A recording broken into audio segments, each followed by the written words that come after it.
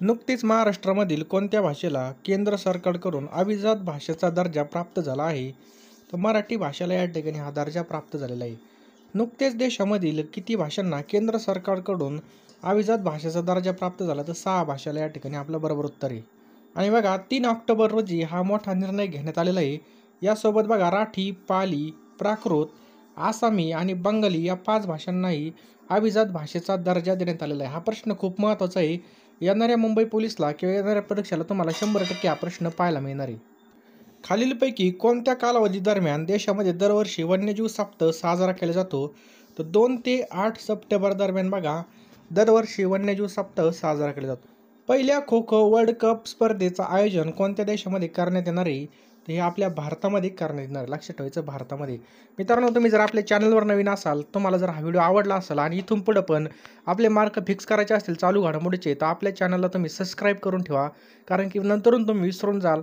आणि व्हिडिओला नक्कीच एक लाईक करा. डिस्क्रिप्शन बॉक्समध्ये आपण आपल्या टेलिग्राम ग्रुपची सुद्धा लिंक टाकलेली, व्हॉट्सअप ग्रुपची सुद्धा टाकलेली, त्यावर तुम्ही जॉईन होऊ शकता. पुढचा प्रश्न आहे, ICC women's T20 world cup 2024चं आयोजन कोणत्या देशामध्ये करण्यात येणार आहे? तर UAE. लक्षात ठेवायचं आहे दुबई या ठिकाणी, म्हणजे UAE या ठिकाणी ICC women's T20 world cup 2024चं आयोजन हे करण्यात येणार आहे. क्लाउडिया, काय प्रश्न आहे बघा, क्लाउडिया शिनबाम हे कोणत्या देशाची पहिल्या महिला राष्ट्रपती म्हणून त्यांनी शपथ घेतली आहे? तर मेक्सिको. लक्षात ठेवायचं मेक्सिको.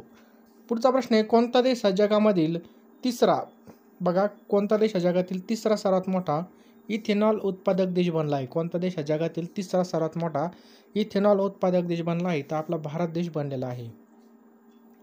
त्या ठिकाणी बघा जनसुराज पार्टी या राजकीय पक्षाची स्थापना कोणी केली आहे? तर प्रशांत किशोर यांनी बघा केलेली आहे. सशस्त्र सेना वैद्यकीय सेवा DGAFMS याचे महासंचालक म्हणून कोणाची नियुक्ती करण्यात आली आहे? तर आरती सरीन यांची या ठिकाणी बघा आपलं बरोबर उत्तर आहे. जम्मू काश्मीरचे 18वे पोलीस महासंचालक म्हणून कोणी पदभार स्वीकारला आहे? तर नलील प्रभात यांनी बघा हा पदभार स्वीकारलेला आहे. सामाजिक क्षेत्रामध्ये योगदानासाठी 25वा लाल बहादूर शास्त्री राष्ट्रीय पुरस्कार 2024ने कोणाला सन्मानित करण्यात आला आहे?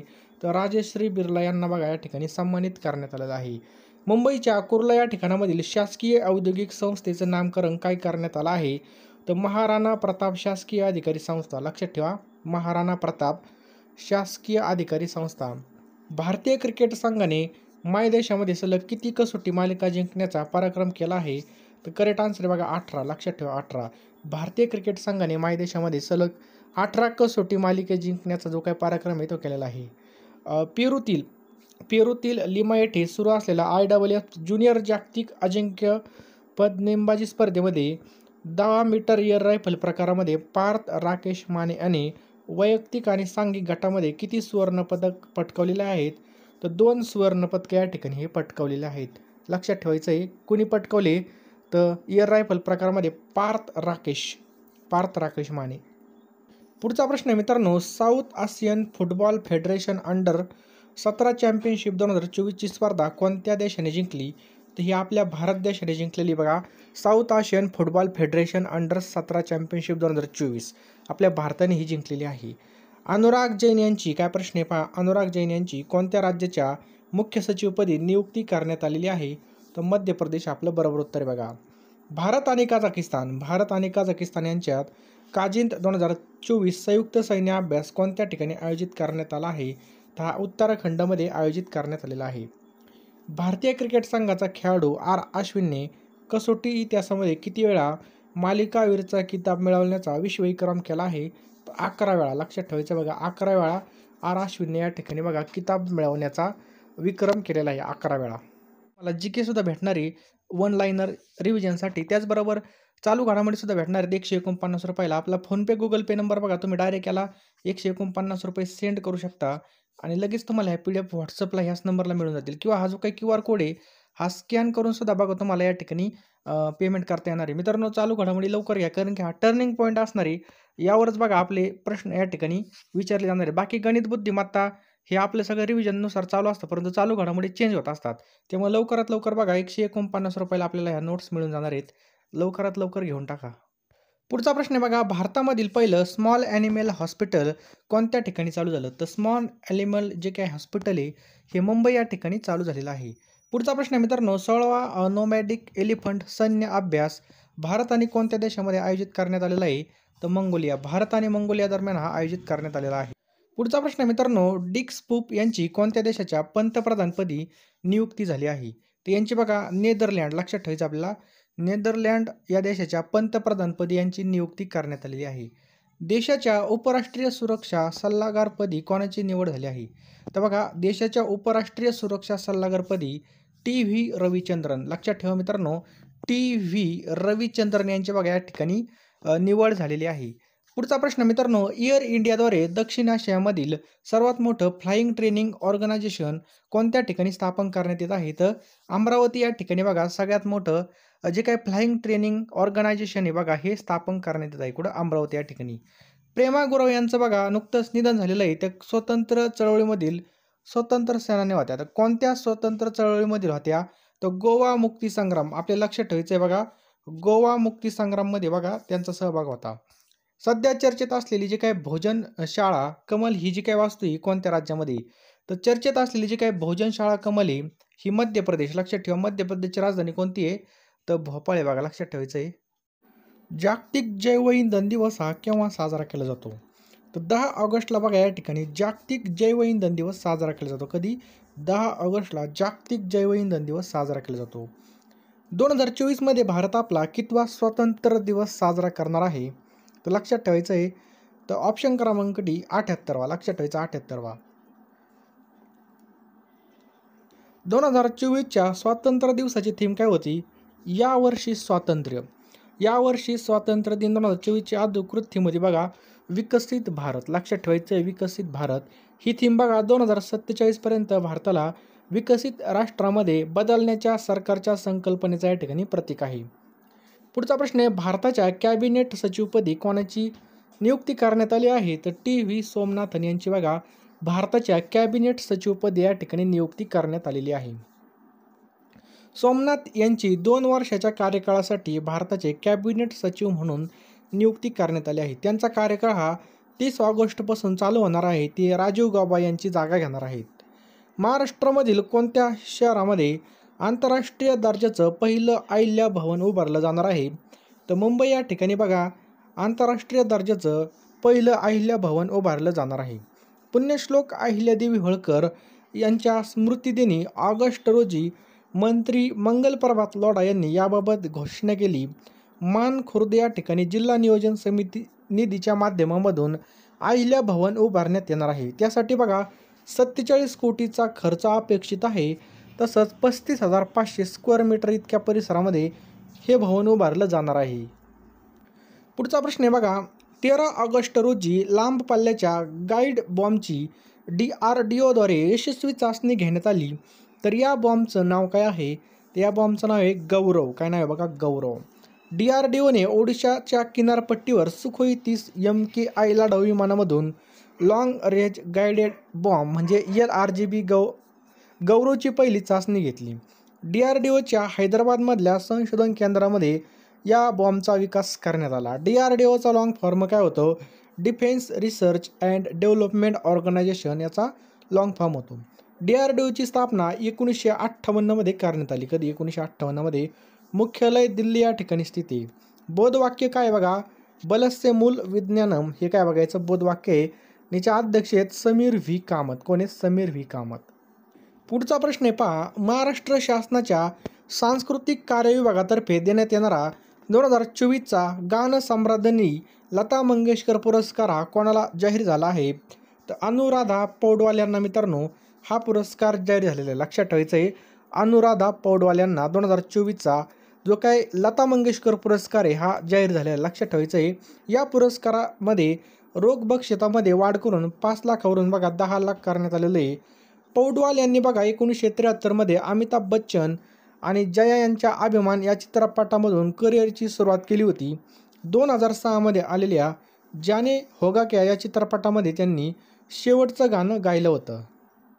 याशिवाय त्यांना 4 वेळा फिल्मफेअर पुरस्कार आणि एकदा राष्ट्रीय चित्रपट पुरस्काराने सुद्धा सन्मानित करण्यात आलेलं आहे बघा. पुढचा बघा 42वा लोकमान्य टिळक राष्ट्रीय पुरस्कार हा सुधा मूर्ती यांना देण्यात आलेला आहे. हा एक पॉईंट लिहून ठेवा. फिजी देशाचा champion of the order of Fiji राष्ट्रपती द्रौपदी मुर्मू यांना हा देण्यात आलेला आहे. DIOCचा ऑलिम्पिक ऑर्डर पुरस्कार हा अभिनव बिंद्राला या ठिकाणी देण्यात आलेला आहे. रशियाचा ऑर्डर ऑफ सेंट अँड्रू एपॉस्टॉल हा नरेंद्र मोदी यांना देण्यात आलेला पुरस्कार आहे. पेन प्रिंटर 2024 हा पुरस्कार अरुंधती रॉय यांना देण्यात आलेला आहे. पहिला विज्ञान रत्न पुरस्कार गोविंदराजन पद्माभन यांना देण्यात आलेला आहे. बघा 2024 मधला पहिला ब्रह्म साहित्य पुरस्कार बी जयमोहन यांना देण्यात आलेला आहे. 2024चा गानसम्राज्ञी लता मंगेशकर पुरस्कार अनुराधा पौडवाल यांना देण्यात आलेला आहे. आत्ताच पाहिला आपण. संत साहित्यावर लेखन आणि मानवतावादी कार्याबद्दलचा ज्ञानोबा तुकाराम पुरस्कार हा कोणाला जाहीर झाला आहे? तर संजय महाराज पाचपोर यांना मित्रांनो संत साहित्यावर लेखन आणि मानवतावादी कार्याबद्दल ज्ञानोबा तुकाराम हा पुरस्कार संजय महाराज पाचपोर यांना हा जाहीर झालेला आहे. आणि या जीवनगौरव पुरस्काराची रक्कम वाढून बघा 10 लाख रुपये करण्यात आलेली आहे. नटवर्य प्रभाकर पणशीकर रंगभूमी जीवनगौरव पुरस्कार हा प्रकाश बुद्धिसागर यांना देण्यात आलेला आहे. संगीताचार्य अण्णासाहेब किर्लोस्कर संगीत रंगभूमी जीवनगौरव पुरस्कार शुभदा दादरकर यांना देण्यात आलेला आहे. तमाशा सम्राज्ञी विठाबाई नारायणगावकर जीवनगौरव पुरस्कार जनार्दन वायदंडे यांना हा देण्यात आलेला आहे. राज्य सांस्कृतिक पुरस्काराची रक्कम तिप्पट वाढवून 3 लाख रुपये करण्यात आलेली आहे. राज्य सांस्कृतिक पुरस्कारामध्ये एकूण 12 पुरस्कारांचा समावेश होतो. पुढचा प्रश्न आहे, भारत आणि कोणत्या देशांनी मिळून उदार शक्ती 2024 हा द्विपक्षीय वायुसेना सराव आयोजित केला होता? तर भारत आणि मलेशिया दरम्यान मित्रांनो उदार शक्ती 2024 हा द्विपक्षीय वायुसेना सराव आयोजित करण्यात आला होता. रॉयल मलेशियन हवाई दलाबरोबरचा हा संयुक्त हवाई सराव 5 ते 9 ऑगस्ट 2024 या कालावधीमध्ये मलेशियामधील कुआंत या ठिकाणी पार पडला.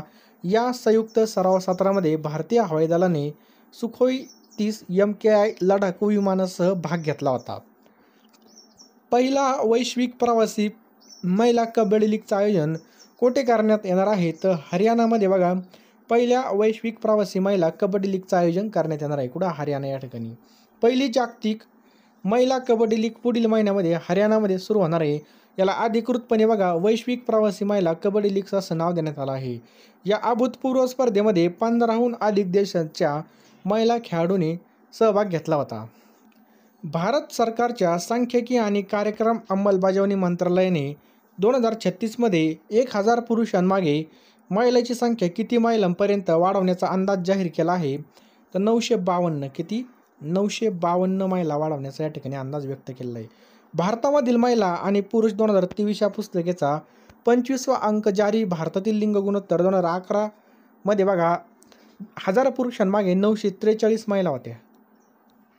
विद्यार्थिनींना सॅनिटरी नॅपकिन खरेदी करण्यासाठी पैसे देणारे कोणते राज्य हे देशातील पहिलं राज्य ठरलं आहे? तर मध्य प्रदेश. मित्रांनो मध्य प्रदेश हे राज्य जे काही विद्यार्थिनी असतील त्यांना सॅनिटरी नॅपकिन खरेदी करण्यासाठी पैसे देणारं पहिलं राज्य ठरलं आहे. खूप महत्त्वाचा प्रश्न आहे. भारतामधील पहिली battery storage giga factory Jammu काश्मीरमध्ये स्थापन करण्यात आलेली आहे. भारतामधील पहिलं संविधान उद्यान हे पुणे जिल्ह्यामध्ये आहे. भारतामधील पहिल्या खगोल पर्यटन मोहिमेचं नाव नक्षत्र सभा आहे. बघा लक्षात ठेवायचं आहे. ते उत्तराखंडमध्ये हार्वर्ड प्रोग्राम सुरू करणारे भारतामधील पहिलं विद्यापीठ कोणतं आहे? चंदीगड विद्यापीठ आहे. कोणतं? चंदीगड विद्यापीठ. जगामधील पहिलं 100% बायोडिग्रेडेबल पेन हे भारतामध्येच आहे. मासिक पाळीच्या सुट्टीचं धोरण सुरू करणारं देशामधील पहिलं उच्च न्यायालय कोणतं आहे? तर सिक्कीम हे उच्च न्यायालय आहे. भारतातील पहिलं वैद्यकीय संस्थात्मक संग्रहालय चंदीगडमध्ये. देशामधील पहिलं अनाथ वकील बघा आश्चिन आगवणे हे आहेत. आपत्ती व्यवस्थापन विमा प्रदान करणारे देशातील पहिलं राज्य कोणतं आहे? नागालँड हे राज्य आहे. पुढचा प्रश्न बघा आंतरराष्ट्रीय ऑलिम्पिक समिती ॲथलेट कमिशन ACमध्ये नुकतेच दुसरे उपाध्यक्ष म्हणून कोणाची निवड केलेली आहे? तर अभिनव बिंद्रा यांची या ठिकाणी निवड झालेली आहे. अभिनव बिंद्रा. नेक्स्ट बघा लोकार्नो फिल्म फेस्टिवलमध्ये पार्डो अल्ला कॅरिरा अस्कोना लोकान टुरिझम अवॉर्ड मिळवणारे पहिले भारतीय व्यक्ती कोण आहेत? तर शाहरुख खान हे पहिले भारतीय व्यक्ती आहेत. कोण? शाहरुख खान. टिंबटिंब हे पहिले भारतीय आहेत ज्यांनी वर्ल्ड सुपरबाईक चॅम्पियनशिपमध्ये भाग घेतला होता. तर केविन क्विंटल हे बघा पहिले भारतीय त्यांनी वर्ल्ड सुपरबाईक चॅम्पियनशिपमध्ये भाग घेतला होता. महाराष्ट्रामधील कोणत्या शहरामध्ये आंतरराष्ट्रीय दर्जाचं पहिलं आईला भवन उभारलं जाणार आहे? तर आत्ताच बघितलं आपण, मुंबईमध्ये हे उभारलं जाणार आहे. 13 ऑगस्ट रोजी बघा लांब पल्ल्याचा गाईड बॉम्बची DRDOद्वारे यशस्वी चाचणी घेण्यात आली. तर या बॉम्बचं नाव काय आहे? तर गौरव या बॉम्बचं नाव आहे. कोणत्या देशाने बघा जगामधील सर्वात मोठ्या कार्गो ड्रोनची यशस्वी चाचणी घेतली आहे? तर चीनने बघा जगातील सर्वात मोठ्या कार्गो ड्रोनची यशस्वी चाचणी घेतलेली आहे. 11व्यांदा ध्वजारोहण करणारे पंतप्रधान नरेंद्र मोदी हे कितवे पंतप्रधान ठरले आहेत? तर हे 3रे पंतप्रधान ठरले आहेत. लक्षात ठेवायचे 3रे. जवाहरलाल नेहरू यांनी बघा 17 वेळा, इंदिरा गांधी यांनी 16 वेळा आणि पंतप्रधान मोदी यांनी बघा 78व्या स्वातंत्र्यदिनी 98 मिनिटाचं भाषण करून आपलाच विक्रम मोडून नवीन विक्रम स्थापित केला आहे. नरेंद्र मोदी बघा बिगर राजकीय कुटुंबामधील 1 लाख तरुणांना त्यांनी त्या ठिकाणी राजकारणामध्ये आणायची घोषणा केलेली आहे. 2026मध्ये भारतातील ऑलिम्पिकचं आयोजन त्यांनी भारतामध्ये करण्यात असण्याची घोषणा केली. 2030पर्यंत बघा रेल्वे उत्सर्जन निव्वळ शून्यावर आणणे, संपूर्ण विद्युतीकरण करायचं त्यांचं धोरण आहे. अलीकडे हॉकी इंडियाने PR श्रीजेशांचा जर्सी क्रमांकसुद्धा निवृत्त करण्याचा निर्णय घेतला. तर PR श्रीजेशांचा जर्सी क्रमांक किती होता? तर 16 होता. लक्षात ठेवायचं 16 होता. लक्षात ठेवायचं आहे. MS धोनीचा किती? 7 आहे. सचिन तेंडुलकरचा बघा 10 आहे. हुरून इंडिया रिपोर्टनुसार भारतामधील सर्वात प्रभावशाली महिला कोण आहे? तर लक्षात ठेवायचं आहे रोशनी नाडर. ऑप्शन क्रमांक आहे रोशनी नाडर. बघा त्या HCL कंपनीच्या कोण आहेत बघा अध्यक्ष आहेत. त्यांना नुकतेच बघा फ्रान्सचा सर्वोच्च सन्मान knight of the legion of honour हा देण्यात आलेला आहे बघा. हॉकी इंडियाने कोणत्या भारतीय हॉकी खेळाडूची जर्सी निवृत्त करण्याची घोषणा केली? तर PR श्रीजेश याचं करेक्ट आन्सर आहे. बघा नुकतेच PR श्रीजेश यांना हॉकीमधून निवृत्ती घेतली आहे. पॅरिस ऑलिम्पिकमध्ये भारताला ब्रॉन्झ पदक त्यांनी जिंकून दिलं. हॉकी संघाचे प्रशिक्षक म्हणून त्यांना नियुक्त करण्यात आलेलं आहे. पॅरिस ऑलिम्पिक समारंभामध्ये ते भारताचे ध्वजवाहकसुद्धा होते. प्रसिद्ध शास्त्रज्ञ डॉक्टर राम नारायण अग्रवाल यांचं निधन झालं. तर त्यांना कोणत्या क्षेपणास्त्राचे जनक असं म्हटलं जात होतं? तर अग्नी. लक्षात ठेवायचं आहे डॉक्टर राम नारायण अग्रवाल यांनी अग्निमॅन म्हणून सुद्धा ओळखलं जातं. ते DRDOच्या क्षेपणास्त्र प्रकल्पाचे संचालक राहिले होते. अग्नी क्षेपणास्त्र बनवण्यासाठी त्यांचं मोठं योगदान आहे. त्यांना बघा पद्मश्री पुरस्कार 1990मध्ये देण्यात आलेला आहे. पद्मभूषण पुरस्कार 2000मध्ये देण्यात आलेला आहे. पुढचा प्रश्न बघा नवीन केंद्रीय गृह सचिव म्हणून कोणाची नियुक्ती करण्यात आलेली आहे? तर गोविंद मोहन यांची बघा नवीन केंद्रीय गृह सचिव म्हणून नियुक्ती करण्यात आलेली बघा. ते सिक्कीम कॅडर 1989 बॅचचे बघा IAS अधिकारी आहेत. पुढचा प्रश्न बघा 16 ऑगस्ट रोजी इस्रोने कोणत्या प्रक्षेपकाच्या रॉकेटच्या साहाय्याने बघा EOS 8 या उपग्रहाचं यशस्वी प्रक्षेपण केलं? त्याचं करेक्ट आन्सर आहे पहा ऑप्शन क्रमांक E. तर या ठिकाणी जर पाहिलं तर पहिल्या अयशस्वी चाहकांनी नंतर SSLV हे 3रं उड्डाण होतं. या यशस्वी प्रक्षेपणामुळे भारताला आता कमी वजनाच्या उपग्रह प्रक्षेपणासाठी एक नवीन प्रक्षेपक मिळालेलं आहे. इस्रोकडे बघा PSLV, GSLV MK2 त्याच्यानंतर GSLV MK3 असे 3 उपग्रह प्रक्षेपक आहेत. याचं वजन अनुक्रमे बघा 300 टन, 420 टन आणि 640 टन एवढे पहा. या 3ही प्रक्षेपांमध्ये 2 टन ते 6 टन वजनाचे उपग्रह प्रक्षेपित करण्याची क्षमता आहे बघा. पण हे प्रक्षेपक उड्डाणासाठी सज्ज करण्यासाठी किमान 45 दिवसांचा अवधी आणि तंत्रज्ञान अभियंत्याची फौज लागत असते. हे पण लक्षात ठेवायचं आहे. 10व्या शिमला आंतरराष्ट्रीय चित्रपट महोत्सव बघा 10वा अजून शिमला आंतरराष्ट्रीय चित्रपट महोत्सवामध्ये कोणता चित्रपट उद्घाटन चित्रपट म्हणून प्रदर्शित करण्यात आला? तर मिसेस तेंडुलकर हा प्रदर्शित करण्यात आला. लक्षात ठेवायचं आहे मिसेस तेंडुलकर. पुढचा प्रश्न बघा भारतातील कोणते राज्य सर्वाधिक रामसर स्थळे असणारं राज्य आहे? तर करेक्ट आन्सर बघा तमिळनाडू. कोणतं आहे बघा तमिळनाडू. अलीकडेच भारतामधील 3 स्थळांचा समावेश रामसर यादीमध्ये करण्यात आला. यामधील 2 स्थळे बघा तमिळनाडू राज्यामधले. या 2 स्थळांच्या समावेशानंतर तमिळनाडूमधील रामसर स्थळांची संख्या किती बघा 18 इतकी झाली आहे. किती 18. तर भारतामधील एकूण रामसर स्थळांची संख्या बघा 82 वरून 85 इतकी झाली आहे. 70व्या राष्ट्रीय चित्रपट पुरस्कारामध्ये सर्वोत्कृष्ट हिंदी चित्रपटाचा पुरस्कार कोणत्या चित्रपटाला जाहीर झाला आहे? तो गुलमोहर या चित्रपटाला हा पुरस्कार जाहीर झालेला. लक्षात ठेवायचं आहे गुलमोहर या चित्रपटाला जाहीर झाला आहे. तिसऱ्या व्हॉइस ऑफ ग्लोबल साऊथ शिखर परिषदेचं आयोजन कोणत्या देशामध्ये करण्यात येणार आहे? ते आपल्या भारत देशामध्ये करण्यात येणार आहे बघा. भारत 17 ऑगस्ट रोजी तिसऱ्या व्हॉइस ऑफ ग्लोबल साऊथ समिटचं आयोजन करणार आहे. या शिखर परिषदेची थीम आहे बघा, शाश्वत भविष्यासाठी सशक्त ग्लोबल साऊथ, याचं करेक्ट आन्सर आहे. याआधी बघा दोन्ही संमेलनसुद्धा भारतामध्येच आयोजित करण्यात आली होती. 70व्या राष्ट्रीय चित्रपट पुरस्कारामध्ये सर्वोत्कृष्ट अभिनेत्याचा पुरस्कार कोणाला जाहीर झाला? तर ऋषभ शेट्टीला बघा या ठिकाणी हा जाहीर झालेला आहे. कोणाला? ऋषभ शेट्टीला. UNAमध्ये भारताचे नवीन राजदूत म्हणून कोणाची नियुक्ती करण्यात आलेली आहे? तर P. हरीश यांची बघा या ठिकाणी नियुक्ती करण्यात आलेली बघा. रुचिरा कंबोज यांच्या निवृत्तीनंतर संयुक्त राष्ट्रामध्ये भारताचे राजदूतपदी बघा रिक्त आहे आणि 1990च्या बॅचचे भारतीय परराष्ट्र सेवा म्हणजे IFSचे अधिकारी ते आहेत. अलीकडे चर्चेत असलेले बघा प्रमोद भगत हे कोणत्या खेळाशी संबंधित आहेत? तर मित्रांनो बॅडमिंटन या खेळाशी संबंधित आहेत. चर्चेत असलेले प्रमोद भगत हे बॅडमिंटन या खेळाशी संदर्भामध्ये आहेत. पॅरा शटलर प्रमोद भगतला बॅडमिंटन वर्ल्ड फेडरेशनने डोपिंग विरोधी बघा नियमाचं उल्लंघन केल्याबद्दल 18 महिन्यांसाठी बघा निलंबित केलं होतं. प्रमोद बघा पॅरिस 2024मध्ये पॅराऑलिम्पिक स्पर्धेमध्ये सहभागी होऊ शकणार नाहीत. भगतने टोकियो 2020 पॅराऑलिम्पिकमध्ये सुवर्णपदक जिंकलं होतं. लघु आणि मध्यम बघा लघु आणि मध्यम उद्योगावरील सहकार्याला प्रोत्साहन देण्यासाठी भारताने कोणत्या देशाबरोबर सामंजस्य करार केला आहे? तर अमेरिका. कोणत्या देशाबरोबर केलेला आहे बघा? अमेरिका देशाबरोबर हा करार केला आहे. भारतामधील पहिली इलेक्ट्रिक मायक्रो कार ही कोणत्या कंपनीने तयार केली आहे? तर विंग्स EV. लक्षात ठेवा, भारतातील पहिली इलेक्ट्रिक मायक्रो कार ही विंग्स EVने तयार केली आहे. इलेक्ट्रिक मायक्रो कारला रॉबिन असं नाव देण्यात आलं बघा आणि 2025मध्ये ही कार लॉन्च करण्यात येणार आहे. पुढचा प्रश्न काय बघा, पायतो गटार्न शिनावात्रा या कोणत्या देशाच्या नवीन तरुण पंतप्रधान बनल्या आहेत? तर थायलंडच्या नवीन बनल्या आहेत पंतप्रधान. लक्षात ठेवायचं आहे. Georgetown University for Women and सिक्युरिटीच्या रिपोर्टनुसार कोणता देश हा स्त्रियांसाठी सर्वात सुरक्षित देश आहे? तर डेन्मार्क हा देश सर्वात स्त्रियांसाठी सुरक्षित देश आहे.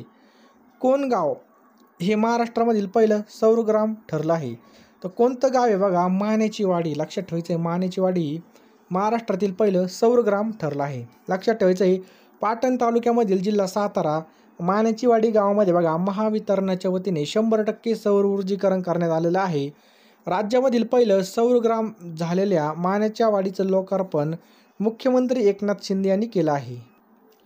अलीकडेच काय प्रश्न बघा, अलीकडे कोणत्या राज्याने तरुण उद्योजकांना सक्षम करण्यासाठी मुख्यमंत्री युवा उद्यम विकास अभियान ही जी काय योजना आहे लॉन्च केली आहे? तर उत्तर प्रदेशाचं करेक्ट आन्सर. लक्षात ठेवायचं, उत्तर प्रदेश. योजनेचा उद्देश बघा 5 लाख तरुणांपर्यंत 5 लाख रुपयापर्यंतच्या प्रकल्पासाठी बिनव्याजी कर्ज देऊन दरवर्षी 1 लाख तरुण उद्योजक तयार करण्याचं बघा उद्दिष्ट आहे.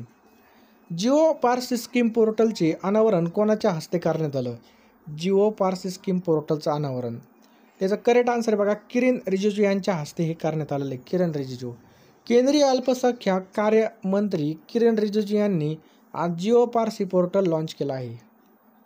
पुढचा प्रश्न काय बघा, भारताचे तटरक्षक दलाचे महासंचालक राकेश पाल यांचं नुकतंच निधन झालं, तर ते कितवे महासंचालक म्हणून कार्यरत होते? तर ते 25वे महासंचालक म्हणून कार्यरत होते बघा. जनरल सुंदरराजन पद्माभन यांचं 83व्या वर्षी चेन्नई या ठिकाणी निधन झालेलं आहे. 30 सप्टेंबर 2000 ते 31 डिसेंबर 2002 पर्यंत ते लष्कर प्रमुख होते. भारतीय लष्कराचे ते बघा 20वे लष्कर प्रमुख होते. पहा, भारतीय अक्षय ऊर्जा दिवस हा कधी साजरा केला जातो? तर 20 ऑगस्टला भारतीय अक्षय ऊर्जा दिवस साजरा केला जातो. कधी? 20 ऑगस्टला. तर भारतात अक्षय ऊर्जा अवलंब करण्याशी संबंधित घडामोडीबद्दल जागरूकता निर्माण करण्यासाठी प्रत्येक वर्षी 20 ऑगस्ट रोजी अक्षय ऊर्जा दिवस पाळला जातो. अक्षय ऊर्जा दिनाची स्थापना 2004मध्ये करण्यात आली. 2004चा पहिला कार्यक्रम हा नवी दिल्लीमध्ये झाला. दरवर्षी बघा 20 ऑगस्ट हा सद्भावना दिवस म्हणून सुद्धा साजरा केला जातो. या दिवशी माजी पंतप्रधान राजीव गांधी यांची जयंती असते. यावर्षी बघा 79वी जयंती या ठिकाणी साजरी केली. 79वी. भारतीय राष्ट्रीय काँग्रेसने त्यांच्या मृत्यूच्या एका वर्षानंतर 1992मध्ये राजीव गांधी सद्भावना पुरस्काराची स्थापना केली होती. हे पण आपल्याला लक्षात ठेवायचे. पुढचा प्रश्न बघा, टिम्बने SSLV D3 रॉकेटवर EOS-8 या उपग्रहाचं यशस्वी प्रक्षेपण केलं आहे. त्याचं करेक्ट आन्सर बघा इस्रो. लक्षात ठेवायचं आहे, EOSचा लॉंग फॉर्म काय होतं? अर्थ ऑब्झर्वेशन सॅटेलाईट. पृथ्वी निरीक्षण उपग्रह. सतीश धवन अंतराळ केंद्र श्रीहरिकोटा या ठिकाणामधून झालेलं आहे. आणि मित्रांनो, या मिशनच्या प्राथमिक उद्दिष्टांमध्ये मायक्रो सॅटेलाईटची रचना आणि विकास करणे, मॅक्रो सॅटेलाईट वशी सुसंगत पेलोड उपकरणे तयार करणे आणि भविष्यामध्ये कार्यरत उपग्रहांसाठी आवश्यक नवीन तंत्रज्ञानाचा समाविष्ट आहे. पॅरिस ऑलिम्पिक 2024च्या उद्घाटन समारंभासाठी भारताचे ध्वजवाहक कोण असणार आहे? तर सुमित अंतिल आणि भाग्यश्री जाधव हे असणार आहेत. लक्षात ठेवा, पॅरिस ऑलिम्पिक 2024 भारतीय ध्वजवाहक उद्घाटन समारंभ PV सिंधू आणि शरद कमल आणि समारंभामध्ये मनू भाकर आणि PR श्रीजेश. अग्नी 5 अग्निमालिकेमधील सर्वात लांब आंतरखंडीय क्षेपणास्त्राची रेंज किती किलोमीटरपेक्षा जास्त आहे? तर 5000 किलोमीटरपेक्षा जास्त आहे. लक्षात ठेवायचं आहे. अग्नि 1ची रेंज किती बघा? 700 ते 800 किलोमीटर. अग्नि 2ची रेंज बघा 2000 किलोमीटर त्यापेक्षा जास्त. अग्नि 3ची बघा 2500 किमीपेक्षा जास्त श्रेणी. अग्नि 4ची बघा 3500पेक्षा जास्त आहे. रस्त्यावरून मोबाईल लॉन्चरद्वारे गोळीबारसुद्धा करू शकतं. जागतिक छायाचित्रण दिवस हा केव्हा साजरा करण्यात आलेला आहे? तर 19 ऑगस्टला जागतिक छायाचित्रण दिवस हा साजरा केला जातो. लक्षात ठेवायचं आहे. खालीलपैकी टिंबटिंब यांनी जिओ पारसी योजनेसाठी पोर्टल चालू केलं आहे. तर किरेन रिजिजू यांनी मित्रांनो हे पोर्टल चालू केलं आहे. हे पोर्टल पारशी जोडप्यांना योजनेअंतर्गत ऑनलाईन अर्ज करण्यास सक्षम करेल. योजनेचे 3 घटक आहेत: वैद्यकीय सहाय्य, वकिली आणि समुदायाचे आरोग्य. किरेन रिजिजू हे भारताचे केंद्रीय आणि संसदीय कार्यमंत्री आहेत. हमार बेटी हमार मान ही छत्तीसगडची योजना आहे पहा. अंगणवाडी मुलांसाठी अंडे आणि दूध योजना ही केरळने चालू केलेली आहे. त्याच्यानंतर बघा, अप्पर भाद्रा योजना कर्नाटक राज्याची, लाडली योजना हरियाणाची पहा, भाग्यश्री योजना कर्नाटकची, पंचवटी योजना हिमाचल प्रदेशची, मुख्यमंत्री लखपती दीदी योजना उत्तराखंडची बघा, मुख्यमंत्री सिखो कामा योजना ही मध्य प्रदेशची पहा. चेन्नई या ठिकाणी नवीन अत्याधुनिक ICG सागरी बचाव समन्वय केंद्राचं उद्घाटन कोणाच्या हस्ते झालं? तर राजनाथ सिंह यांच्या हस्ते हे झालेलं आहे. कोणत्या ठिकाणी बघा, अलीकडेच विधानसभा निवडणूक 2024च्या तारखा घोषित केल्या. तर बघा कुठं पार पडल्या? हरियाणामध्ये आणि जम्मू काश्मीरमध्ये पार पडल्या. शक्तिशाली वादळ एमपीलच्या पूर्वेला धडकला आहे. तर जपानच्या या ठिकाणी पूर्वेला धडकला आहे. तर बघा, कोणत्या राज्य सरकारने मुख्यमंत्री बाल पोषण आहार योजना चालू केली आहे? तर हिमाचल प्रदेशने बघा या ठिकाणी बाल पोषण योजना चालू केली आहे, मुख्यमंत्री बाल पोषण आहार योजना. पुढचा प्रश्न आहे बघा, कोणत्या राज्याने निगोशिएबल इन्स्ट्रुमेंट्स कायद्याची प्रकरणे हाताळण्यासाठी देशातील पहिलं डिजिटल कोर्ट सुरू केलं आहे? याचा अर्थ आहे बघा केरळ. निव्वळ शून्य कार्बन उत्सर्जन दर्जा प्राप्त करणारं भारतातील पहिलं विमानतळ कोणतं आहे? तर इंदिरा गांधी आंतरराष्ट्रीय विमानतळ आहे. कोणतं बघा? इंदिरा गांधी आंतरराष्ट्रीय विमानतळ. 2024मध्ये पहिली जॉईंट कमांडर्स कॉन्फरन्स कुठे होणार आहे? तर लखनौमध्ये मित्रांनो हे होणार आहे. कुठं? लखनौमध्ये. 2024मध्ये प्रथम ब्रह्म साहित्य पुरस्कार हा कोणाला देण्यात आला आहे? तर जयमोहन यांना हा देण्यात आला आहे बघा. याचं उद्दिष्ट काय आहे? भारतीय भाषा साहित्यामध्ये महत्त्वपूर्ण योगदान देणाऱ्याचा सन्मान करणे. हा पुरस्कार प्रत्येक वर्षी बुक ब्रह्म लिटरेचर फेस्टिवलमध्ये दिला जातो. फिजी देशाचा कोणता बघा? Champion of the order of Fiji हा राष्ट्रपती द्रौपदी मुर्मू यांना हा देण्यात आला आहे. हे पण लक्षात ठेवायचं आहे. तर 2025चा ICC अंडर-19 19 वर्षाखालील महिला T20 विश्वचषक कुठे आयोजित केला जाणार आहे? तर हा मलेशिया या देशामध्ये आयोजित केला जाणार आहे. केंद्रीय मंत्री बघा JP नड्डा यांनी first policy makers forum launch केला आहे. तर नवी दिल्ली या ठिकाणी हे लॉन्च केलेलं आहे. नुकतेच पहिला राष्ट्रीय अंतराळ दिवस हा कधी साजरा करण्यात आला? तर 23 ऑगस्टला हा साजरा करण्यात आला. कधी बघा? 23 ऑगस्टला हा साजरा करण्यात आला. 23 ऑगस्ट याच दिवशी चंद्रयान दक्षिण ध्रुवावर यशस्वीपणे लँड झालं होतं. म्हणून हा दिवस राष्ट्रीय अंतराळ दिवस म्हणून साजरा करण्यात येत आहे. चंद्रावर उतरणारा भारत हा 4था देश ठरला आहे. तसेच चंद्राच्या ध्रुवावर उतरणारा जगातील पहिला देश ठरला आहे. ज्या ठिकाणी लँडर विक्रम उतरले त्या ठिकाणाला बघा शिवशक्ती नाव देण्यात आलं. कालावधी बघा 14 जुलै ते 23 ऑगस्टचा कालावधी. लँडरचं नाव काय बघा? विक्रम आहे. रोवरचं नाव आहे बघा प्रज्ञान. 70व्या राष्ट्रीय चित्रपट पुरस्कारामध्ये महाराष्ट्राला एकूण किती पुरस्कार मिळालेले आहेत? तर 5 पुरस्कार या ठिकाणी मिळालेले आहेत. बातम्यामध्ये असणारा जो काही पोक्सो कायदा आहे हा कोणत्या वर्षी लागू करण्यात आला? तर 2012 या वर्षी बघा लागू करण्यात आलेला आहे बघा. लहान मुलांना लैंगिक अत्याचारापासून संरक्षण मिळावे म्हणून केंद्र सरकारने 2012 साली बघा हा कायदा देशामध्ये लागू केला. इंडिया ट्रॅव्हल्स अवॉर्ड सर्वोत्कृष्ट विमानतळाचा किताबा कोणत्या विमानतळाला भेटलेला आहे? तर राजीव गांधी आंतरराष्ट्रीय विमानतळ हैदराबादला हा भेटलेला आहे. हा प्रश्न खूप महत्त्वाचा आहे. भारताचे पहिले संविधान संग्रहालय कोणत्या राज्यामध्ये सुरू केले जाणार आहे? तर हरियाणा या राज्यामध्ये बघा पहिलं संविधान संग्रहालय चालू करण्यात येणार आहे. तर बघा नोव्हेंबर या दिवशी संविधानाचा स्वीकार केला होता आणि पी जिंदाल ग्लोबल युनिव्हर्सिटी या ठिकाणी 26 नोव्हेंबर 2024ला याचं उद्घाटन केलं जाईल. भारतामधील भारतीय संविधान स्वीकारण्याला 75 वर्ष पूर्ण झाले असून हा संग्रहालय उभारण्यात येणार आहे. भारताचे पहिले संविधान संग्रहालय कोणत्या राज्यामध्ये? तर हरियाणामध्ये. लक्षात ठेवायचं आहे.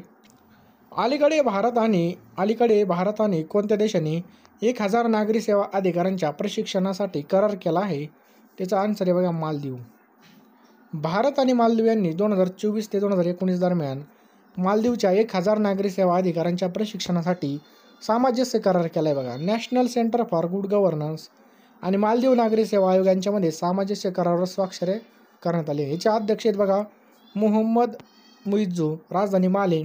चलन काय बघा मालदीवन रुपया. पुढचा प्रश्न बघा Gandhian statesman of Bihar Nitish Kumar या पुस्तकाचं प्रकाशन कोणाच्या हस्ते झालं? तर बघा राजेंद्र विश्वनाथ आर्लेकर यांच्या हस्ते झालं. कोणत्या फाउंडेशनने सुधारित हवामानाची माहिती देण्यासाठी भारतीय हवामान विभागासोबत सामंजस्य करार केला आहे? Reliance foundation. लक्षात ठेवा रिलायन्स फाउंडेशन. या भागीदारीचा मुख्य उद्देश बघा समुदायांना हवामान बदल आणि हवामानाशी संबंधित आव्हानांना तोंड देण्यासाठी तयार करणे हा आहे. सरकारी शाळेतील मुलांना पौष्टिक आहार देण्याच्या उद्देशाने कोणत्या राज्य सरकारने मुख्यमंत्री बाल पोषण आहार सुरू केला आहे? तर हिमाचल प्रदेशचं करेक्ट आन्सर आहे. लक्षात ठेवायचं आपल्याला हिमाचल प्रदेश. सरकारी शाळेतील मुलांना पौष्टिक आहार मिळावा या मागचा उद्देश आहे. योजनेअंतर्गत 181 शाळांमधील नर्सरी ते इयत्ता 8वीपर्यंतच्या विद्यार्थ्यांना आठवड्यामधून एकदा उकडलेली अंडे किंवा फळे दिली जातील. ती सध्याच्या दुपारच्या जेवणाच्या कार्यक्रमामध्ये पूरक असणार आहेत. GRM बासमती तांदळाचा ब्रँड अँबॅसेडर म्हणून कोणाची नियुक्ती करण्यात आली आहे? तर सलमान खानची या ठिकाणी नियुक्ती करण्यात आली आहे.